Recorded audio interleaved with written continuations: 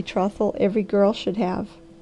You can start yours today, and if by this time next year I have not won you to my heart and arms, I'm no man and not worthy of you.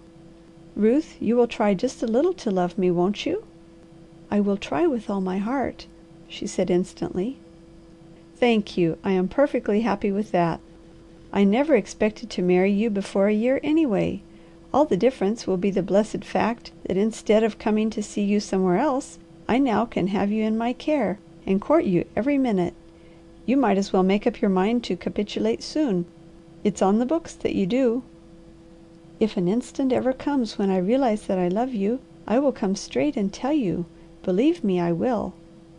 "Thank you," said the Harvester. "This is going to be quite a proper wedding after all. Here is the place. It will be over soon, and you on the home way. Lord, Ruth!" The Girl smiled at him as he opened the carriage door, helped her up the steps, and rang the bell. "Be brave now," he whispered. "Don't lose your lovely colour. These people will be as kind as they were at the store." The minister was gentle and wasted no time.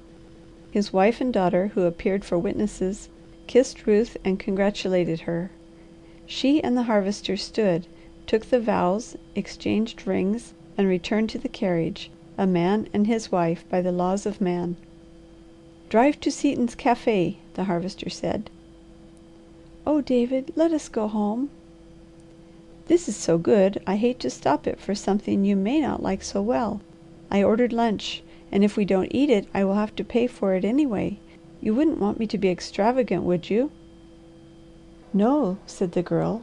"And besides, since you mention it, I believe I am hungry." "Good!" cried the Harvester. "I hoped so. Ruth, you wouldn't allow me to hold your hand just until we reach the cafe? It might save me from bursting with joy." "Yes," she said, "but I must take off my lovely gloves first. I want to keep them forever."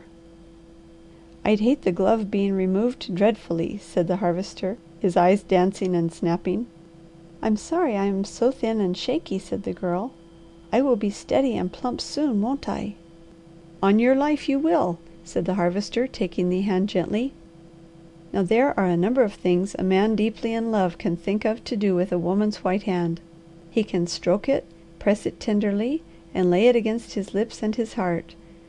The Harvester lacked experience in these arts, and yet by some wonderful instinct all of these things occurred to him. There was real colour in the Girl's cheeks by the time he helped her into the cafe. They were guided to a small room, cool and restful, close a window, beside which grew a tree covered with talking leaves. A waiting attendant, who seemed perfectly adept, brought in steaming bouillon, fragrant tea, broiled chicken, properly cooked vegetables, a wonderful salad, and then delicious ices and cold fruit. The happy Harvester leaned back and watched the Girl daintily manage almost as much food as he wanted to see her eat. When they had finished, "Now we are going home," he said. "Will you try to like it, Ruth?" "Indeed I will," she promised. "As soon as I grow accustomed to the dreadful stillness and learn what things will not bite me, I'll be better." "I'll have to ask you to wait a minute," he said. "One thing I forgot. I must hire a man to take Betsy home." "Aren't you going to drive her yourself?" "No ma'am. We are going in a carriage or a motor," said the Harvester. "Indeed we are not!" contradicted the Girl. "You have had this all your way so far. I am going home behind Betsy, with Belshazzar at my knee." "But your dress! People will think I am crazy to put a lovely woman like you in a spring wagon." "Let them," said the Girl placidly. "Why should we bother about other people? I am going with Betsy and Belshazzar." The Harvester had been thinking that he adored her, that it was impossible to love her more, but every minute was proving to him that he was capable of feeling so profound it startled him. To carry the Girl, his bride, through the valley and up the hill in the little spring wagon drawn by Betsy, that would have been his ideal way, but he had supposed that she would be afraid of soiling her dress and embarrassed to ride in such a conveyance. Instead, it was her choice. Yes, he could love her more. Hourly she was proving that. "Come this way a few steps," he said. "Betsy is here." The girl laid her face against the nose of the faithful old animal and stroked her head and neck. Then she held her skirts and the Harvester helped her into the wagon. She took the seat and the dog went wild with joy. "Come on, Bel," she softly commanded. The dog hesitated and looked at the Harvester for permission. "You may come here and put your head on my knee," said the Girl. "Belshazzar, you lucky dog, you are privileged to sit there and lay your head on the lady's lap," said the Harvester, and the dog quivered with joy. Then the man picked up the lines, gave a backward glance to the bed of the wagon, high piled with large bundles, and turned Betsy toward Medicine Woods. Through the crowded streets and toward the country they drove, when a big red car passed. A man called to them, then reversed and slowly began backing beside the wagon. The Harvester stopped.